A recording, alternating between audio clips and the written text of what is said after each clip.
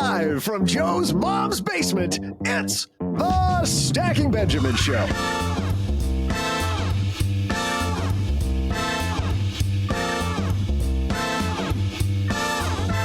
I'm Joe's mom's neighbor, Doug, and today you'll learn how to achieve well-being by empowering your family's financial and human capital with founder of Family and Money Matters, Elaine King.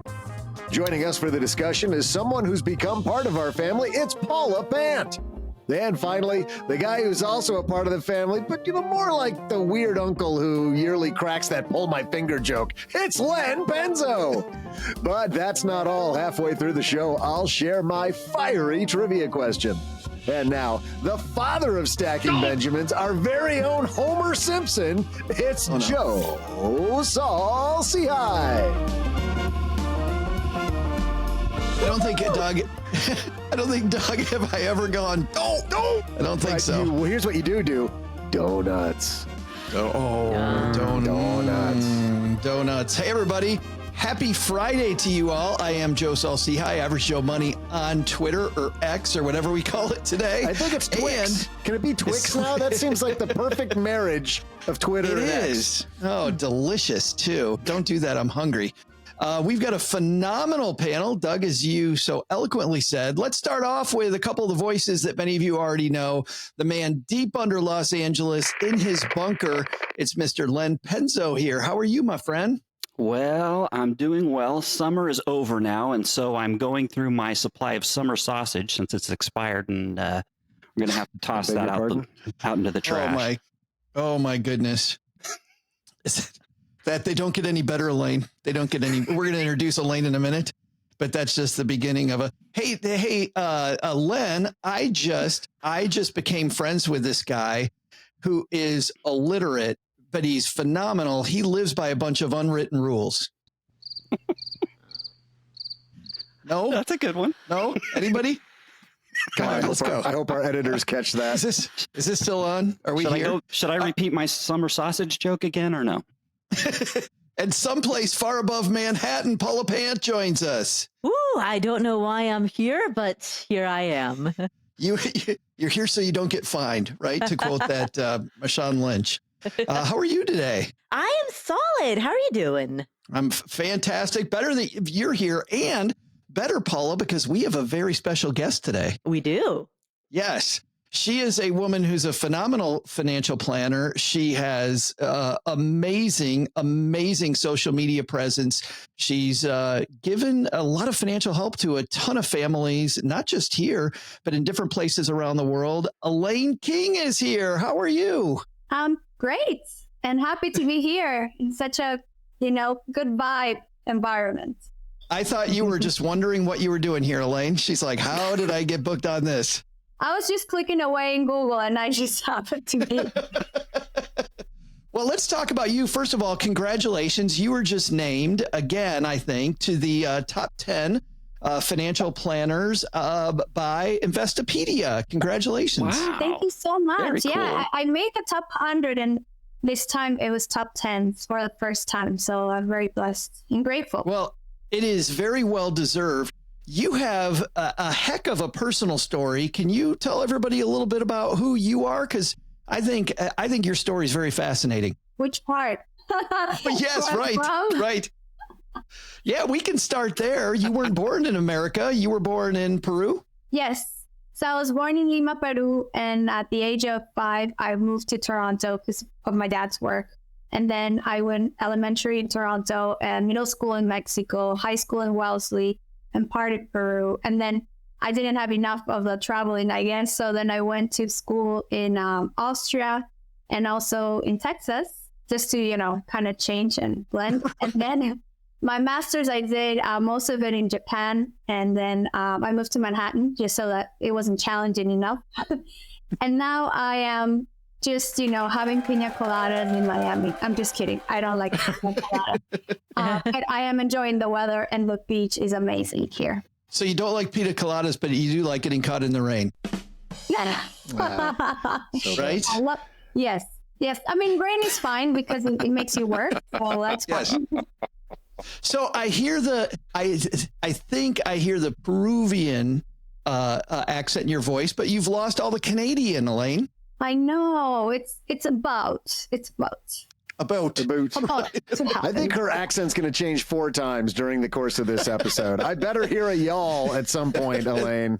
Yeah, that's right. Park your car because I went to Boston. Yeah, and Wellesley, yeah. And wow. Texas, yeah. Oh, what? Howdy. Let's talk a little bit about your practice too, though. You're a financial planner helping some families get where they want to go. Absolutely. So I started my career in Wall Street in Manhattan. And then, and then I decided to help the family as opposed to just focus on investments as a core. And I'm helping all kinds of families, from family office profile, 4 generations, 200 members, to I also help nonprofits with financial planning. And we will link to all of the good stuff Elaine does on our show notes at stackingbenjamins.com, and also, of course, to Len and Paula. We'll talk more about what you have going on right now at the end of the show. But before that, Elaine, I don't know if you know this, but there's a bunch of rules associated with this show and appearing on this show. Did we ever give you the contract? I have my attorney still reviewing it because it's so long, but I'd figure why not just show up and then, we can talk offline. Well, let's let everybody else listen to this, and you and I will continue this discussion. Hold on. Well, I think we need to look at subsection C again, though, Elaine, if that's all right. So, well, page 232, subsection C, what you're saying, I mean, the third line, I don't agree, but, I figured it's too complicated. Well, I think you really have to agree to appear in the trivia question at the middle. So we're going to fight about that. Hold on a second. And I'm signing it. Fantastic. Well, we finally got her. Elaine King is here. We got Paula Pant, Len Penzo, neighbor Doug. Let's get this conversation started.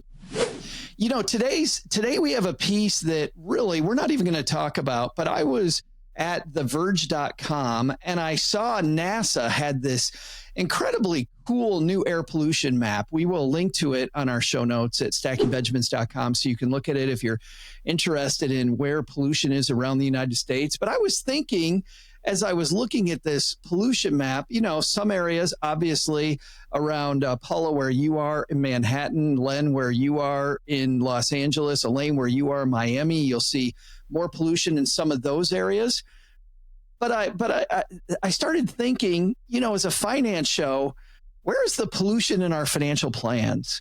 Where is the pollution in our financial thinking? Because back when I was a financial planner, man, there was a lot of pollution out there, and we can help people clean that up and have some, quote, I guess, clean air. If we want to keep that metaphor going, we can clean up the air when it comes to your planning. So let's start, Elaine, with you. When you're talking to families, what's one big area of their financial thinking or their financial planning where you see a lot of, we'll call it pollution? Well, first of all, I love the topic. And I was thinking, as a good financial planner, I'm very structured. So I was thinking, okay, so there are internal and external pollutants, and then they're the ones that you kind of create in your mind. Oh, nice. So, I see a lot of them, the ones that you create in your mind, because there's some that you can't control, but there's some that you can control.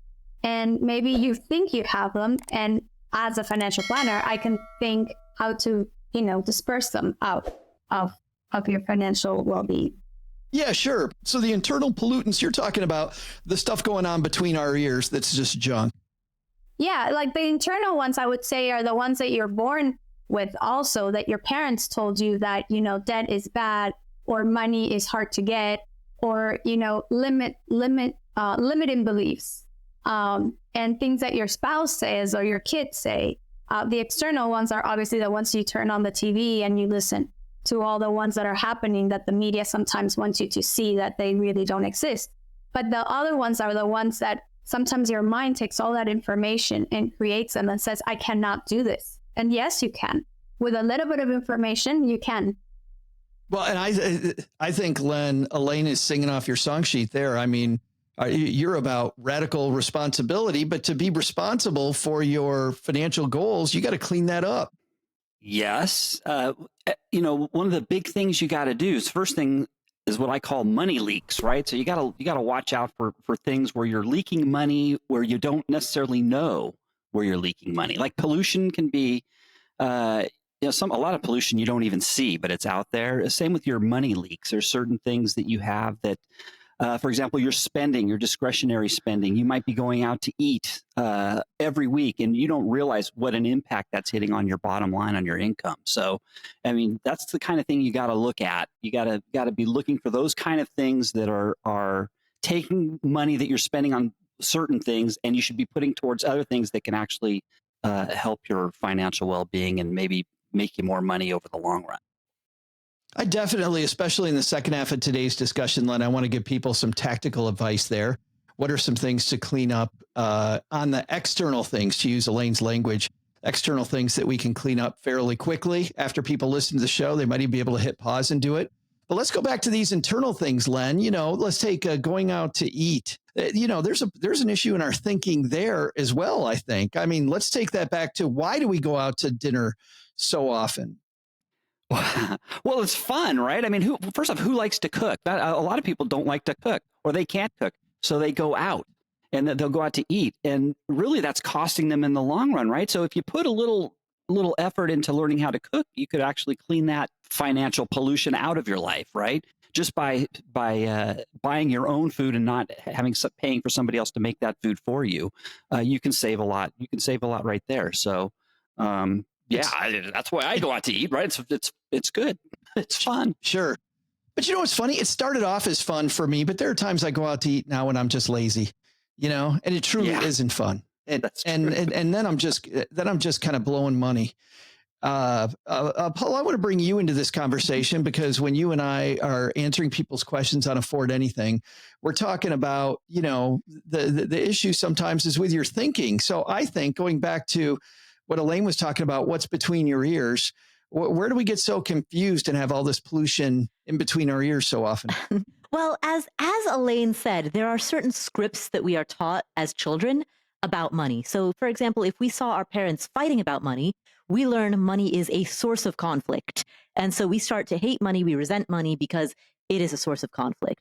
If we were surrounded by grown-ups who told us money is the root of all evil, or who associated being rich necessarily with greed, right? Then again, we've internalized these very negative money scripts. And so we have a lot of those scripts, implicit scripts, unwritten scripts from early childhood that permeate into our thinking. In addition to that, we also have cognitive biases. Now, those cognitive biases differ from scripts because scripts are psychological. Cognitive biases are innate, right? So, negativity bias, loss aversion, right? Those impact the ways in which we think about and handle money, that are simply part of the way that our brains are wired. So that's part of cleaning up the pollution in between your ears. And final thing I'll say, going out to eat thing is what strikes me when I'm listening to both you and Len talk, Joe, is, you talk about it's fun, that's enjoyment. Then you talk about convenience, right? That's another factor. So there's enjoyment, there's convenience, there's socialization, there's habit formation, right? There are all of these different needs that going out to eat could satisfy. And so I think part of the solution is to ask yourself, when I'm going out to eat, which of these unfulfilled needs am I trying to get met, right? And once you can identify that need, then it becomes a question of, how else do I satisfy that particular need? Elaine, it sounds like, as I'm listening to Paula talk, I'm thinking there's a big piece. A lot of the pollution is around what mom says, know thyself, right? That we're all looking outward with our money. I'm looking for the best interest rate on a savings account. I'm looking for the best investment for my money. I'm looking for a great tax strategy. It sounds like what you and Paula and Len are saying, it really starts with knowing you. Absolutely. I think the biggest pollutant, if we're just like sporadically talking about, things, is when somebody says something and does something else. So I have a client that says, Elaine, I'm going to buy, I'm going to do an extension to my home and it's $50,000. But then they go out to eat every day. And by the way, too, they're not fit. So when your goals and your financial actions don't align, that creates stress. And that's like an anxiety inertia cycle. That's what it creates, because then you feel down and have no energy because you can't do this, and then you do it more, and then at the end you don't have that extension to your home. So I'm hearing you, Joe, that you wanted something for the audience to take away is to make a list. I mean, it's as simple as that, and you can do it on a piece of paper. You don't need a complicated software. Just put it, say what you're doing, where your money's going, and is that aligned to what I want to accomplish this month? If it's not, then how am I going to be able to accomplish it this month, and how much is it going to cost me? Yeah, no, that's a great idea. And as I'm listening to you, Elaine, I think you can just open up your banking app and go back through how you spent money the last month and go, did that serve me or not? Right. How is this getting me closer to my goal of, I don't know, traveling around the world, or starting my own business, or doing that extension for my kid, an additional room because we need 2 bathrooms. I mean, I actually had a client like that needed 2 bathrooms and needed that. So how is that getting me closer? Is that additional clothes that I'm buying going to get me closer or not? So I think that's the biggest pollutant, when your actions don't align to your financial goals. I prefer to only use 1 bathroom at a time personally. So I don't. Oh, I guess I misinterpreted that. I'm sorry. No. I think you should have 1 bathroom per 2 people in the house. If you have 4 people in 1 bathroom, that makes it hard. My dad grew up with 16 brothers and sisters, and they had 17 kids, 1 bathroom. I was going to say that my mom was the same way, 10 kids in 1 bathroom. Yep. The older houses were like that, right? 1 garage, 3 bedrooms, and 1 bathroom. Right. Yeah. Yeah. It was a whole different time. And sadly too, mostly sisters. My dad had mostly sisters. Oh my God. So your dad went to the bathroom outside, basically. Lots of mirrors outside of the bathroom. Yeah, the whole world, Doug, was his litter basket. Yes. A big garden. That's right. Yeah, there were areas the grass really grew. Everybody's thinking, what the hell are you guys talking about? Where are you at? Yes. We're talking about polluting the outside. I think it's apropos. Len, getting back to what you said, there's something that strikes me too, is that while Elaine and Paula are talking about knowing yourself, when you talk about going out to eat and then learning to cook, not only is it maybe healthier, but it also then becomes fun. I know how much you like to cook. And it then becomes, a treat of its own, as much as going out and having somebody else cook for you. Being able to design like a curriculum, I think, is a great way to kind of start clearing up the pollution.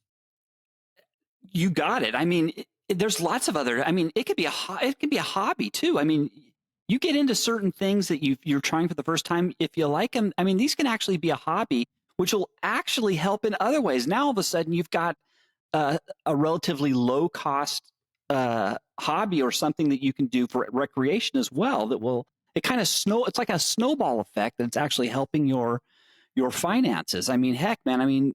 I love cooking. You start researching, and there's all kinds of things that you can learn and spend a good lot of time, constructive time learning a new skill and getting good. And yeah, I mean, it's beneficial all around.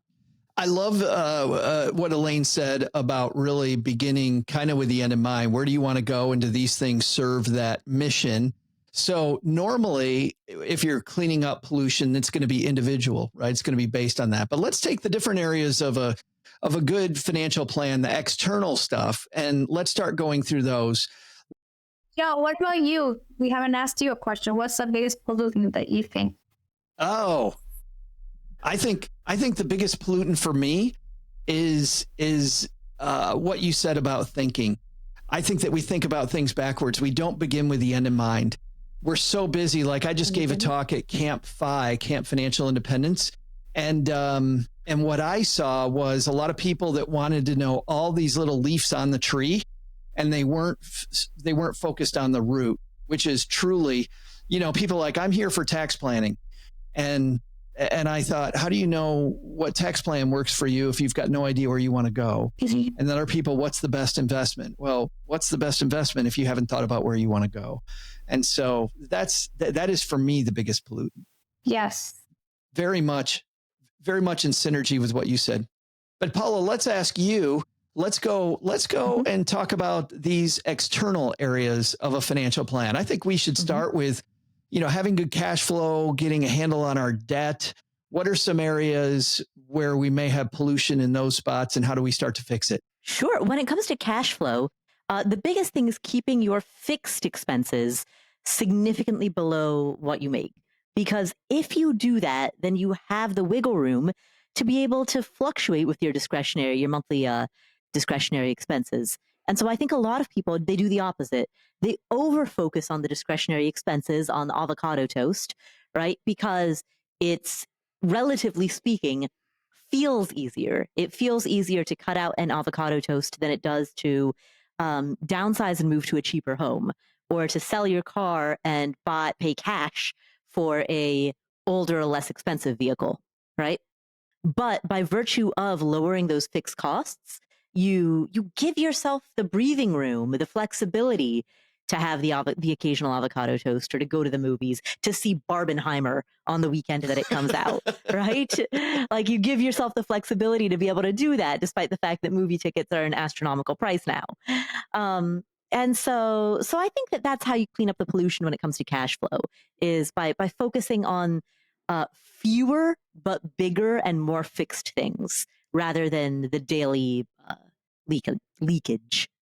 Yeah, make the big decisions. I really like that. The focus on the big decisions. Elaine, let's talk about the other side of that, earning money. A lot of people focus on the budget, but I think there's also opportunities to bring more income. There's got to be times when you sat down with somebody and you're like, listen, we just got to help you bring in more money in the front door.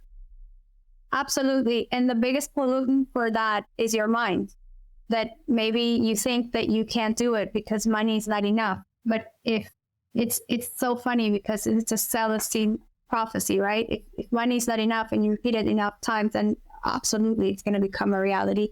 So what one should start saying is how, this is like a key tip. How can I make enough? Or how can I make $100,000? How can I make abundant money, right? Because not even limit yourself. And most of the time, the solution for it is either more education, certifications, more networking. Not only guide your money to your actions, but also time. I mean, that's the first thing I did when I became an entrepreneur. It was scary. I had a lot of doubts. I didn't have a manual guarantee that I was going to make a lot of money or anything. I mean, the first month when you become an entrepreneur, it's zero. So, from somebody that comes from a W-2 corporate 20-year career, it's scary. So the first thing that one should do is also allocate the time like you allocate the budget of your money. So Paula's point, she was talking about keeping your fix low. Also, keep your fix on your time low. So for example, if grocery shopping is going to take you 2 hours for some weird reason, then do a delivery or go once a week as opposed to go every day. Any other stuff that takes too much time, delegate, subcontract, or make sure that your time is getting to use. And you do that also by, it was a formula so easy. You calculate how much is your time worth. Know how much your time is valued at. This is a big aha, I think, for a lot of people, Len, is that when Elaine talks about something like Instacart or deliveries and saving time, actually sometimes spending more money is actually the answer. And I think especially for people that listen to financial shows, that's like throwing cold water in your face. There's lots of reasons why spending more money it can help you out. I mean, it's kind of like the old thing with quality over, sometimes like when you're buying products, you want to buy, you'll spend more because it'll last longer. So you might buy products that, you're buying less of the products over time than buying a whole bunch of cheap things that you have to replace every year, say. That happens a lot with all kinds of, especially big ticket items. It's usually worth paying more in the long run over the long haul than to pay less and pay more of it over time. So yeah, that absolutely, that's one way to help you out. I have an example. I'm drinking Positive Energy tea. And every time I used to go to the local supermarket, they were out of it. And when they had it, it was like double the price. So I went to, I don't know if I should talk about brands, but I went online and I found now I order in 6-pack, right? And so I don't have to go to the supermarket every time this runs out. And I save about $2 a box. So I'm saving $10. I don't have to think about having to go to this supermarket or that one because they ran out of it. So to your point, Len, we have to be very smart about time because, I mean, time has to do with money. And also we have to make time for the things that we love to do, like being with the family and doing exercise and, feeding our mind in the well-being side. That's funny, Elaine. You do that with that drink. Doug does that with scotch. Gets them 6 at a time. And really? Yeah. Oh, for sure. True story. Out of the back of some guy's trunk at the mobile station in the corner. He heard he's going to be blind in 2 years, but We yeah. But who knows? Paula, Elaine, I think, is singing off your song sheet here, isn't she? Absolutely. I'm a huge fan of valuing your time because it is a non-renewable resource, right? You can always make more money. You can never make more time. So the more, especially as an entrepreneur, the more that you can use your money to buy back your time, the better. Because actually, a piece of advice that I got from Laura Vanderkam, which I absolutely love, she said, the first thing you should do is fill your schedule with all the things that you cannot delegate, like exercising or calling your mom. God right? loves to delegate exercising. Right. Yeah, you can't pay somebody to like run a mile on your behalf. So those are often the things that you can't delegate are often the things that you just don't do because you have instead filled your schedule with things that otherwise actually could be delegated. That's those are pollutants totally too. Pollutants. Absolutely. Time pollution. Len, you are someone who spent your career working in a big machine. There's a lot of people out there, when we talk about more money, afraid to ask for that raise.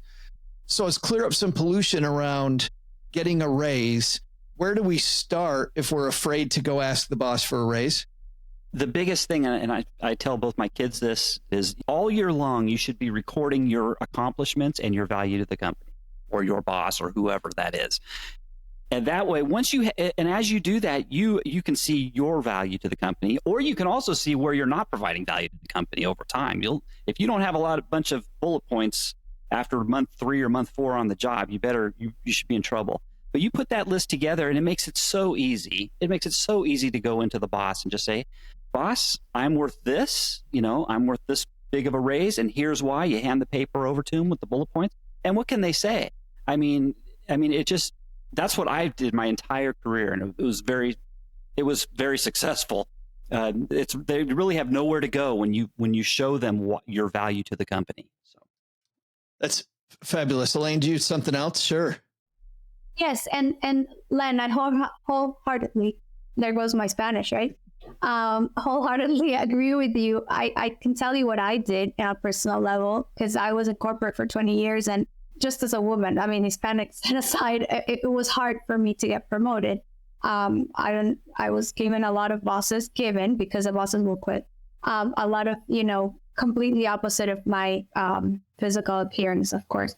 So anyway, what I did is I had to create confidence. And how I created confidence is I went online, and there are few of the websites that you put all your accolades and your education and your experience, and it tells you how much you're worth.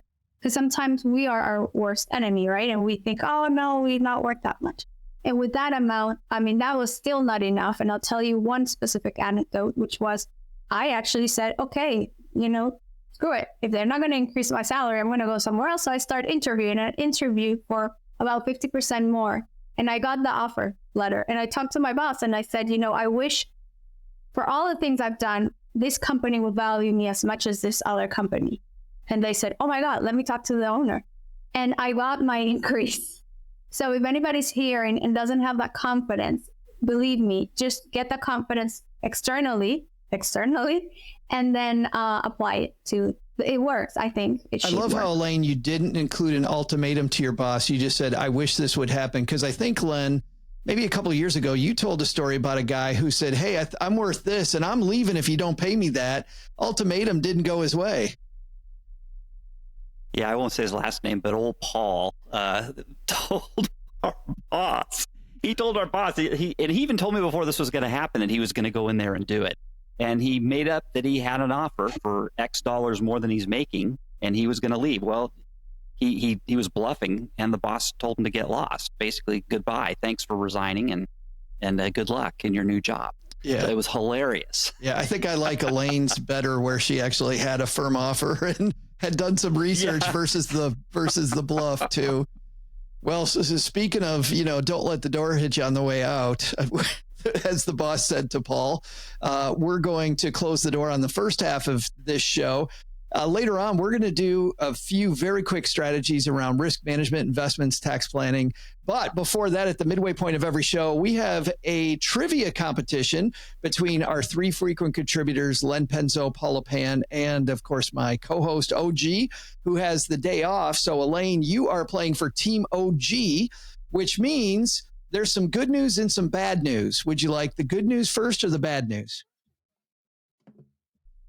The bad news. The bad news is that even though OG has won the last 2 years in a row, somehow, weirdly, he is in last place.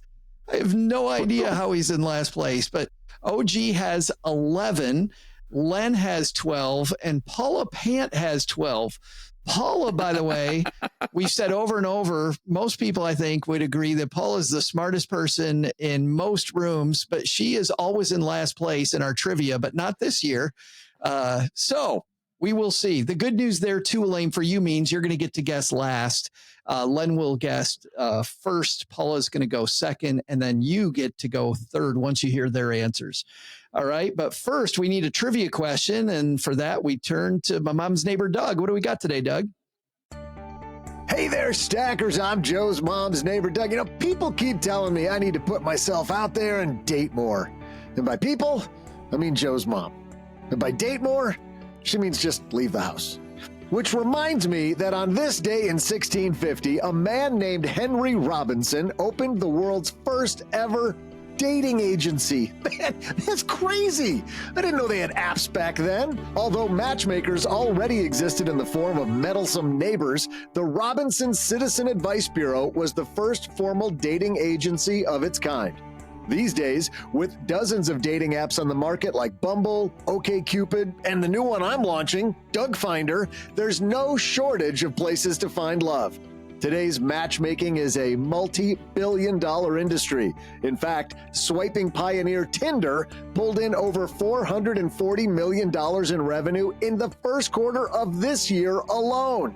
Today's trivia question is, what percentage of people on Tinder are either married or in a committed relationship? I'll be back right after I set up my profile on Doug Finder. You didn't see that one coming, did you? Didn't see that question coming. Oh, that's fantastic. Well, Is that after or before? that's right. Yeah. Once they get caught, that number, Elaine, may change, right? Yeah. Len, you've got first guess here. What percentage of people on Tinder either married or in committed relationships? Boy, that's probably higher than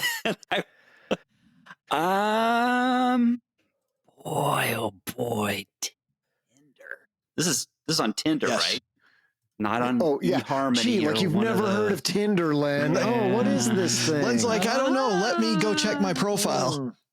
You know what? I think it's high. I really think it's pretty high. I'll say 44%. Almost 1 out of 2 people. Wow. Yeah. 44%. Paula, what do you think about that? I'm going to go lower. I'm going to guess 20%. 20%. A reason why? 1 in 5. But there just seems you have like a little more faith in humanity than Len does. I guess so. Yeah. 1 in 5.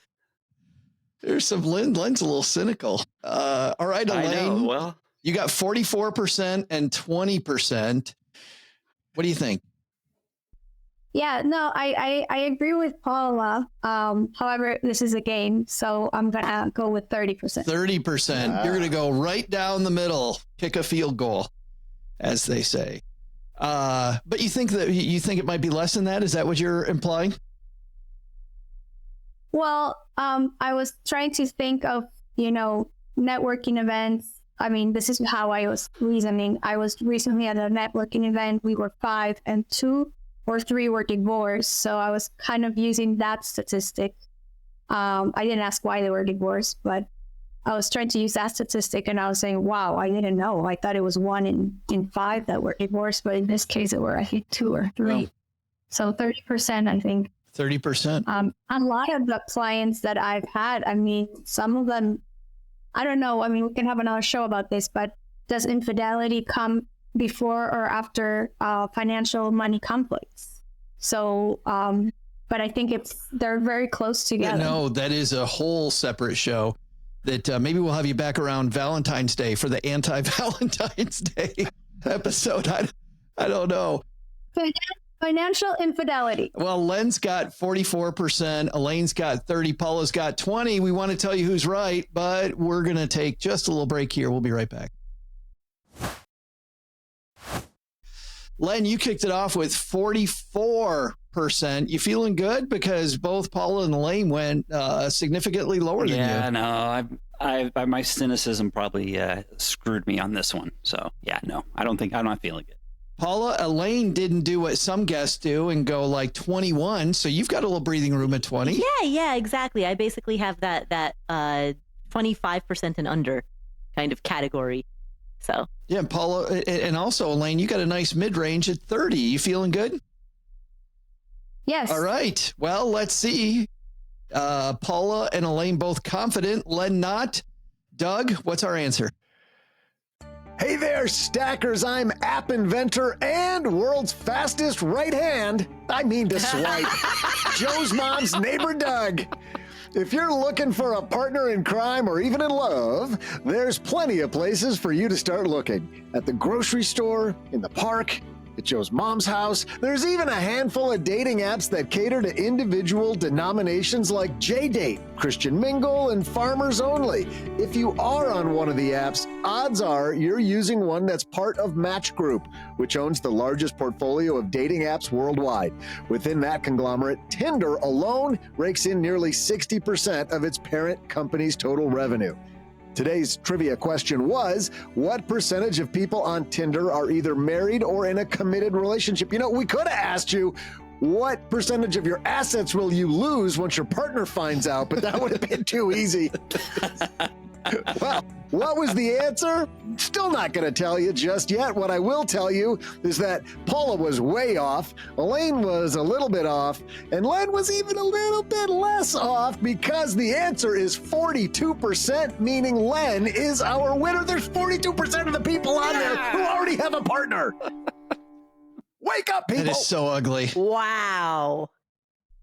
Len, I did not want you to be that correct. Wow. I have to say. My cynicism was correct. That was correct. But after Elaine and Paula gave their guesses, I was like, well, maybe I am too cynical. But yeah, no. Yep. It's the world we want to see that we think we live in, but I guess we don't. I totally agree, Elaine. I was hoping the number was like 2 or less, you know, 2% or less. Yeah. All right, time for the second half of our discussion. It's brought to you by depositaccounts.com. Elaine, you know what happens when you go to depositaccounts.com? No, tell me. It will. Thank you. Thanks for asking. When you go, she's really excited about that. When you go to deposit accounts, you find that you can compare more than 275,000 deposit rates from over 11,000 banks and credit unions. You can compare for free. And actually, I have it pulled up, and this is going to come out a little bit after I read these. So make sure you go there yourself to look at the rates. But right on the front page, we see the national average on a savings account as we record this is 0.45%. But the top 1% average, 4.74%. So a huge difference. Money markets, top 1% average, 4.59, while the national average only 0.77. Man, get those deposit accounts taken care of. Go to depositaccounts.com. All right, let's dive into the second half. Elaine, let's start with you as our distinguished guest. Let's clean up the pollution around risk management strategies. Because, man, when you're in online forums, at least when I'm in online forums, I see a lot of people talking junk about insurances as an example and getting some things really wrong. Yeah, so one of the pollutions I think is spending to all of your points, spending money where you're not supposed to. And I remember the first time I was interviewed by the media, they said, the reporter asked me, Lane, should I use my money to take my kid to Disney World or buy health insurance? And I was so shocked by that question. You said clearly Disney World. No, I was shocked. I was like, what? So I think as human beings, we don't invest in this type of things, but insurance is a need, because when something happens, like a hurricane or a loss of job or whatever that is, then your money is going to be diminished greatly. And sometimes people think that they're really gaining getting ahead of the game by not spending on insurance. But I mean, I think you need insurance. At least the core insurance is very important.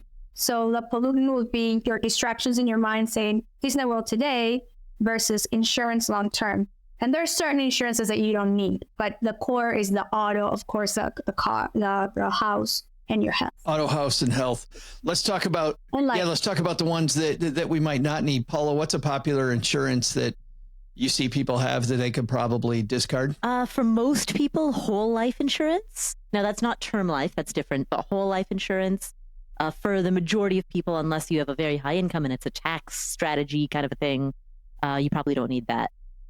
Jewelry insurance, insurance on anything that you could reasonably pay for out of pocket, you probably don't need. The cheapest education insurance. There's an education insurance. Wow, I didn't know that. I'll tell you, there's two that I think we really don't. Is there's vet insurance, and then the other one here, for people here in Southern California, is earthquake insurance, which the state sends every year. They say, hey, you want earthquake insurance? You got to do it because your homeowner's insurance doesn't cover it.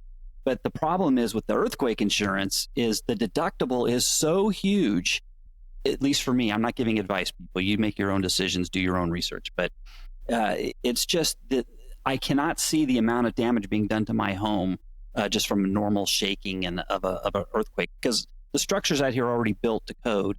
And I mean, I can't see anything more than broken windows adding up to, these huge, for example, for my home, the deductible will be like almost $40,000. I cannot see $40,000 worth of insurance in even the worst earthquake out here. So I think to your point, Len and Paula, it's double insurance is the worst insurance. Sometimes your credit card has the insurance. Sometimes the jewelry included in your home. I mean, double insurance is the worst. Sometimes people buy it because they don't know that they have it. Well, and I think to your point, Elaine, some of the riders I see on insurance policies, like they'll have a AAA membership that includes towing, and lo and behold, they also have towing on their car insurance, so they're doubling that way as well. Yeah, Len, let's talk about the vet insurance, because it's interesting. We had a professor from MIT talking about how, man, these pet insurance policies, they are very expensive, but if somebody really, really, really, really, really loves Fido and wants to see Fido as a member of the family, people eat that insurance up. It's almost like it's more emotional than it is fiscal responsibility. You make a good point, Joe, and that's probably, I guess it is on your mindset, because I love my animals, I love them to death, but I do have a financial limit. To me, they're still animals, and there's a financial point where you just say, well, it's a dog, I love you to death, but it's time to go. Len, I think the phrase "love you to death" is probably indicative. I have to say, though, I have a neighbor, and we have some good friends who both had dogs who had cancer, and they both put them through very expensive chemotherapy we're talking 5 figures. And they spent the money. So, there are people out there. Maybe that's when the insurance would be worth it. But I have a client that actually texted me when the dog was very, very ill. I said, Elaine, I'm about to spend, I don't know, it was $5,000 or $10,000. But it's the only way he's going to live. And she did. And he died. Oh, right. So I think we need to be very knowledgeable and careful what we're doing, because I always tell my clients, you need to know where the motivation comes from the person that's giving you the advice. So who was giving you that advice? I wasn't. Is a vet giving you the advice? Is the insurance giving you the advice? Who's the interested party here on when you put the money in, right? There's some pollution in our thinking right there, Elaine. We don't think critically enough about who is telling us to do something. We take stuff that we think is well-meaning advice, but we don't look behind that advice. I think that's pollution. Yeah, we always joke about, I don't know, they just discovered that bacon was healthy. I mean, who wrote that? The Bacon Society? A genius.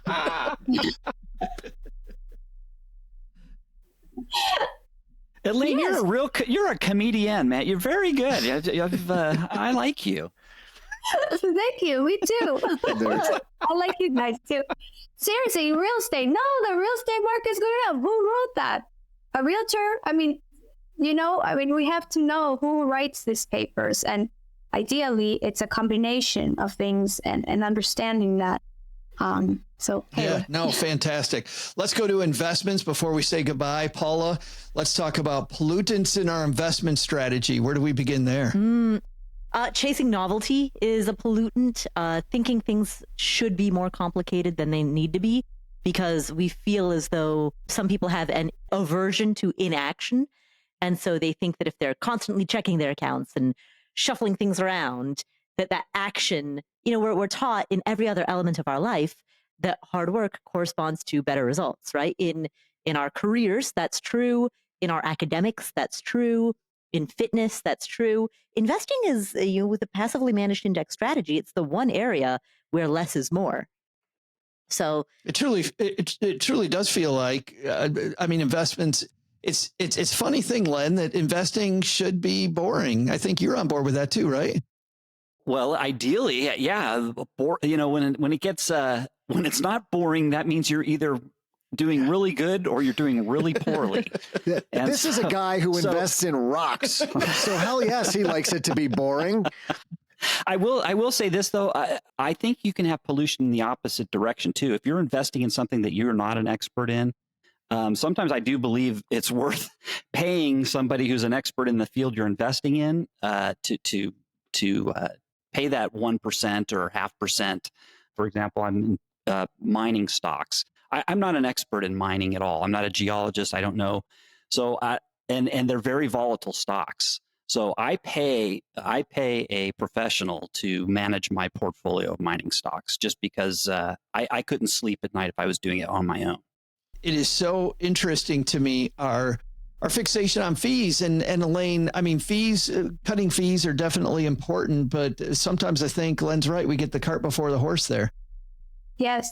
What comes to mind is that famous quote by Warren Buffett: price is what you pay and value is what you get. Mm-hmm. So there's so much truth to that.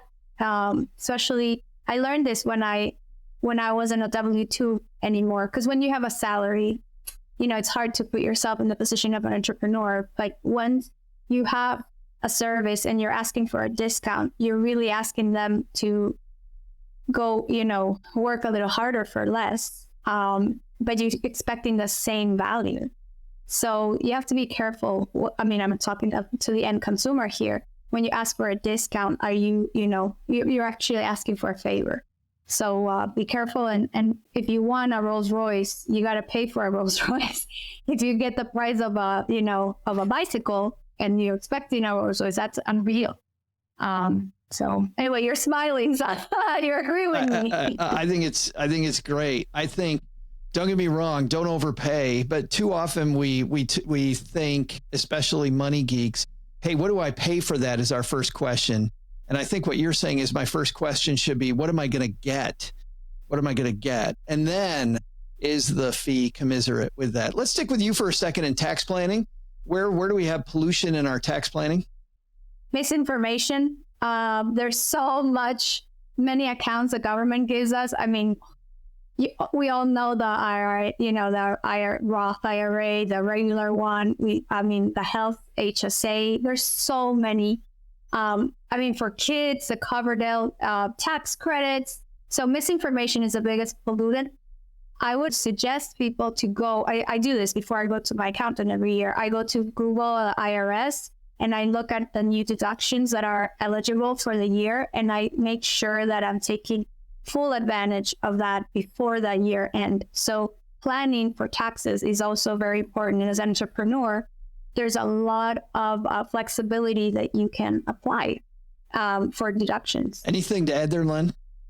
If you're going to do your own taxes, hopefully they're simple. I mean, if they're complex, you should go, again, I'd say go to a professional and make sure they're a professional, because I know people who've gone to non-professionals and have gotten a nasty letter from the IRS, and they realized that the non-professional who did their taxes totally screwed them over, actually. And because remember, no matter who does those taxes for you, you are responsible ultimately.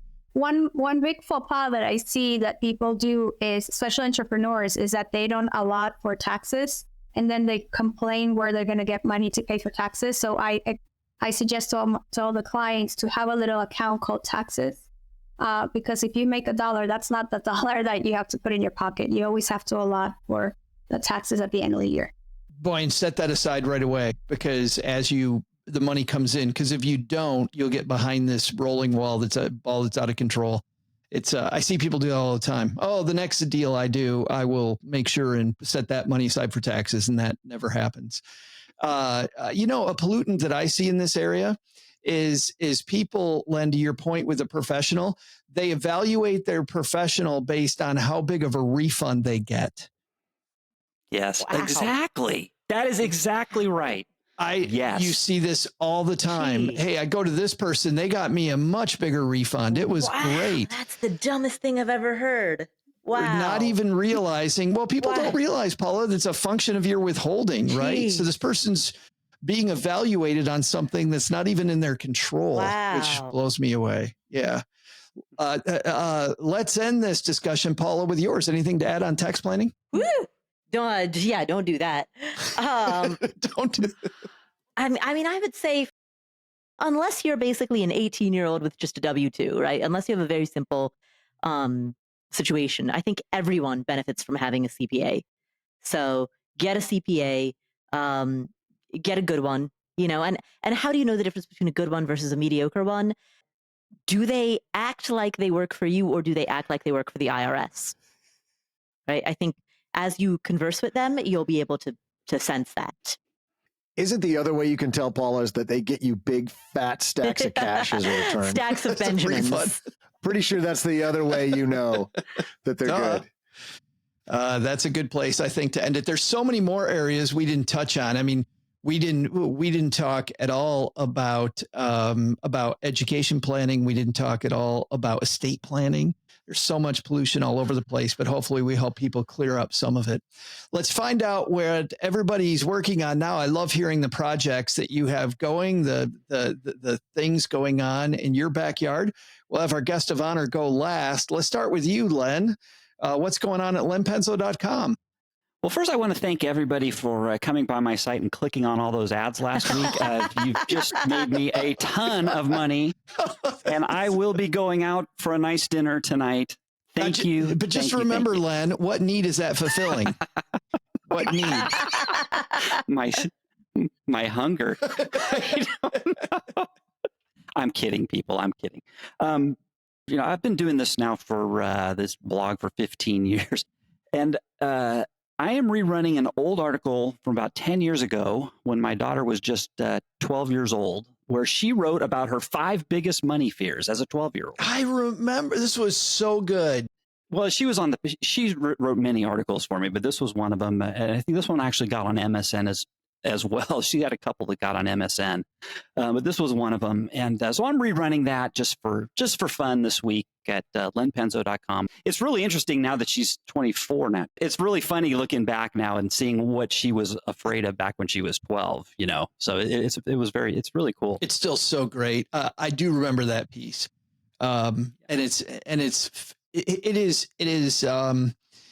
It is a wild thing to think about how much a 12-year-old thinks about money and fear. Yeah. Yeah. We don't give 12-year-olds enough credit for some of the fear that they have around money already starting up.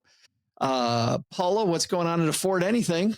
On the Afford Anything podcast, we have a series of great interviews coming up.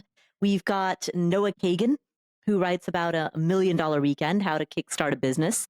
Oh, Seth Stevens Davidowitz. He writes about using data to get what you really want in life. So why you should not trust your gut and instead you make data-based decisions, data-driven decisions. And then, of course, every other episode, Joe, you join me and we answer audience questions. And in the best episodes, we disagree. And we recorded one this morning where we disagreed. Yep. That's at Afford Anything, where finer podcasts are listened to. Right. Elaine, thank you so much for joining us. It was so fun having you here. Thanks a ton. Thank you. Well, tell you us. Want to hear my project? Absolutely. What do you got going on in your backyard at elaineking.com? Oh, funny you asked. Let me read them. No, I mean, the first one that comes to my mind is I was just on the call before we started this conversation. I'm launching my 8th book, and it happened to be. Right. Thank you. With Penguin Random House. And it's a children's book, and it's teaching children how to save with a purpose, how to do a business that's sustainable, and how to share with the community in an impactful way. And I am aligning myself with educational institutions or financial institutions to help spread the word, mostly in Peru and in Latin America, because I think that's where the kids need it more. And it's for kids between 8 and 11. So hopefully I'll have it in Amazon or something like that, but I'm not launching it till probably November. But that's the project I'm working on. Besides, growing the RA and financial planning and all that stuff.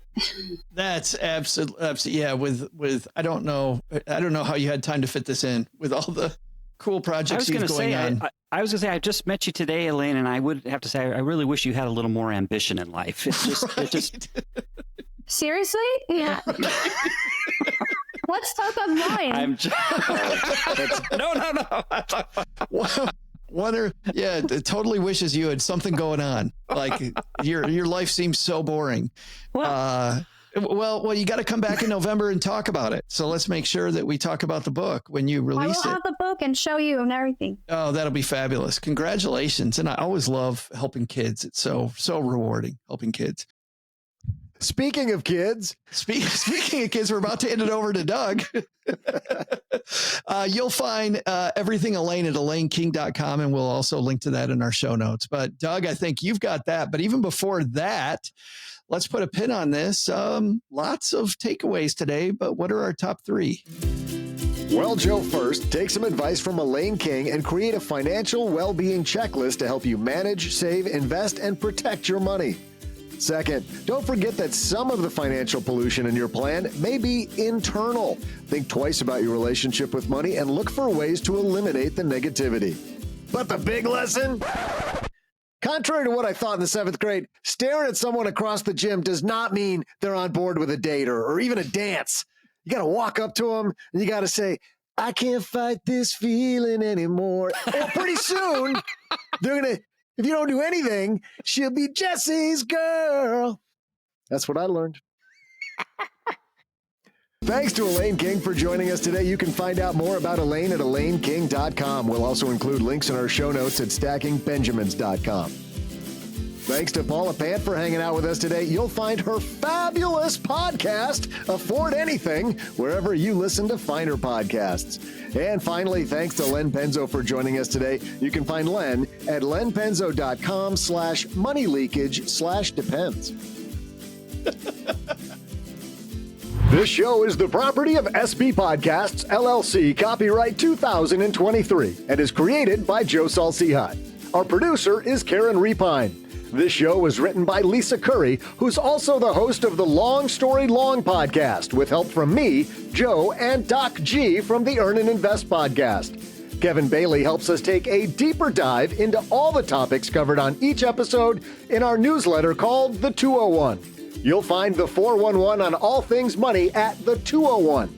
Just visit stackingbenjamins.com/201. Wonder how beautiful we all are? Of course, you'll never know if you don't check out our YouTube version of this show, engineered by Tina Eichenberg. Then you'll see once and for all that I'm the best thing that ever happened to this show. Once we bottle up all this goodness, we ship it to our engineer, the amazing Steve Stewart. Steve helps the rest of our team sound nearly as good as I do right now. Want to chat with friends about the show later? Of course you do. Mom's friend Gertrude and Kate Youngkin are our social media coordinators, and Gertrude is the room mother in our Facebook group called The Basement. So say hello when you see us posting online. To join all the basement fun with other stackers, type stackingbenjamins.com/basement. Not only should you not take advice from these nerds, don't take advice from people you don't know. This show is for entertainment purposes only. Before making any financial decisions, speak with a real financial advisor. I'm Joe's mom's neighbor Doug, and we'll see you next time back here at the Stacking Benjamin Show.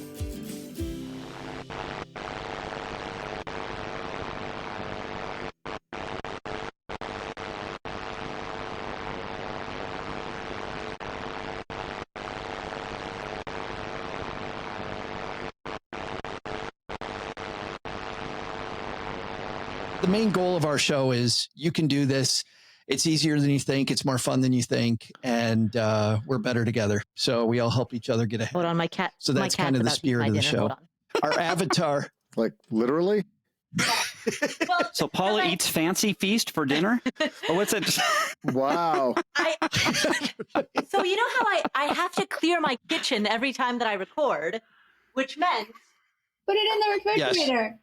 Yeah, I mean, the cat. In a hurry, I just took the pot and I put it on the couch. Good one, Elaine. Paula, I don't think you know this about me, but I'm also a fashion consultant, and I can tell you that those sweatpants do not go with that top. That's called I know what I'm talking about. Well, at least Paula's wearing pants, so we're good. Yeah, exactly. So Paula, is that your key to your financial independence? Is Fancy Feast? But literally, it's not that I'm eating cat food under a bridge; it's that my cat is eating human I feel like food. that's a whole seminar at a fire conference. Yeah. Like the 10:30 session on Thursday is our top 10 cat foods that give nutrition and flavor. Meow Mix or Fancy Feast? Let's fight over it. Yeah.